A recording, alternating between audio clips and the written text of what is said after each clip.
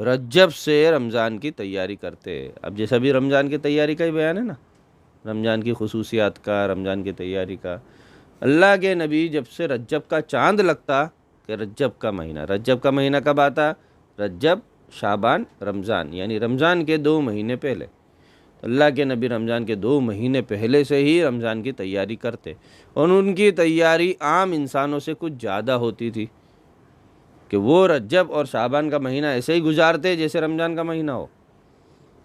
وہ دونوں مہینے کے روزے رکھتے اللہ کے نبی. تو صحابہ نے بولا ہم بھی رکھیں گے، تو اللہ کے نبی نے منع فرما دیا کہ عام انسان کے بس کی بات نہیں ہے، تم رمضان کے پورے روزے رکھنا. رجب اور شعبان کے پورے روزے رکھنے کو اللہ کے نبی نے کیا کر دیا؟ منع کر دیا. زیادہ سے زیادہ ایسا کرو، ایک دن روزہ رکھو، ایک دن چھوڑ دو. سمجھا نا؟ ایک رکھو، ایک چھوڑو، تیسرا رکھو، چوتھا چھوڑو، پانچواں رکھو، چھٹا چھوڑو. کون سا؟ رجب اور شعبان کا، رمضان کا نہیں. رمضان کے تو سارے کے سارے مہینے کے روزے رکھنے ہیں، ایک بھی روزہ چھوڑنا نہیں ہے. سمجھ میں آئی؟ اب رمضان کی تیاری میں کیا ہوتا تھا کہ رمضان کے پہلے اللہ سے دعا مانگنا شروع کر دو کہ اللہ ہمارا رمضان اچھا گزارنا، سارا رمضان کا وقت وصول کرے، ایسی ہدایت ملے ہم کو.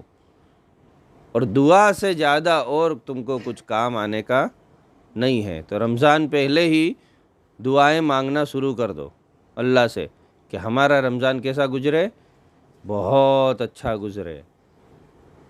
اور اللہ کے نبی یہ بھی دعا کرتے تھے کہ موت کب آئے؟ رمضان میں آئے یا رمضان پہلے نہ آئے، کیونکہ اب رجب آ گیا ہے، اب 2 ہی مہینے بچے. تو اللہ سے دعا کرو کہ اللہ کہ ہماری موت اگر لکھ بھی دی ہو تو کیا کرے، اس کو پوسٹ پون کر کے رمضان تک کھینچ لے ہوئے. اب اللہ کی مرضی ہے، موت لکھی کس نے؟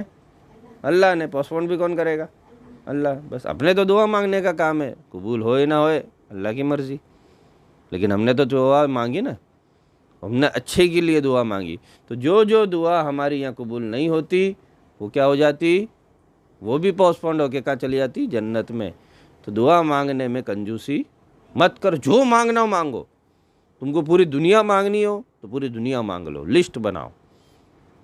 تمہارے دماغ میں کیا خیال آتا ہے، امیجنیشن کرو کہ تم کو کیا کیا ہے. جادوئی چیزیں جانتے نا، ہے نا، کتابوں میں پڑھتے، کارٹون میں دیکھتے، جادوئی چیزیں، بولے یہ تو عجیب عجیب باتیں ہوتی. تو دنیا میں تو ہو نہیں سکتی نا، لیکن کہاں ملے گی وہ؟ جنت میں. تو ساری چیزیں اللہ سے مانگ لو، کیونکہ جو چیز دنیا میں نہیں ملے گی وہ جنت میں ملے گی. اور جب جنت میں ملے گی تو انسان یہ خواہش کرے گا کہ کاش کہ دنیا میں کوئی چیزیں مجھے ملتی نہیں، تو زیادہ سے زیادہ جنت میں ملتی. سمجھ گئے؟